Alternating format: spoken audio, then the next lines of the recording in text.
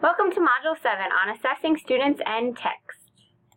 Before you begin your readings this week, I would like you to brainstorm ways in which you have been assessed by teachers or in situations in which you have been asked to assess yourself. In the ungraded discussion titled Brainstorming Assessments, you will list these assessments you thought of.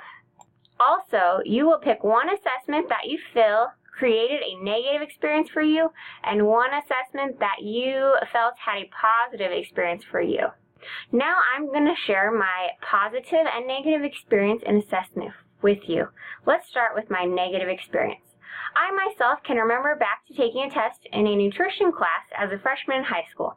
Now for me, the assessment itself is not my negative experience. It was the experience the teacher created that caused it to be negative. At this time, I still had an individualized education plan known as an IEP, and one of my accommodations was being able to have extended time on tests, so extra time, and I could test in a different environment if I wanted to. I also had a note on my IEP that said never ever to mention that I was a student in special education.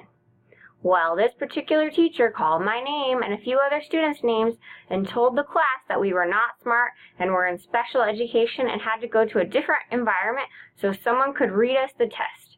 As you can imagine, I was not a very happy camper.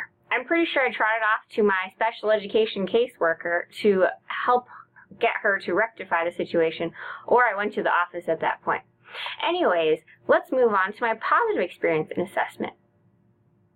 The one that is memorable right now for me is when I was teaching middle school and was being evaluated by my assistant principal, but we also had to evaluate ourselves. It was interesting to see that my assistant principal marked me very high in all areas, while I, however, thought I could have done better in some instances.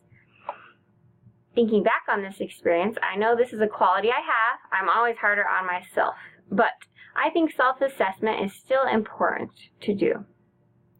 Now for you all to share your assessment lists and positive and negative experiences with assessment in the ungraded discussion this week. This week you will have 2 readings.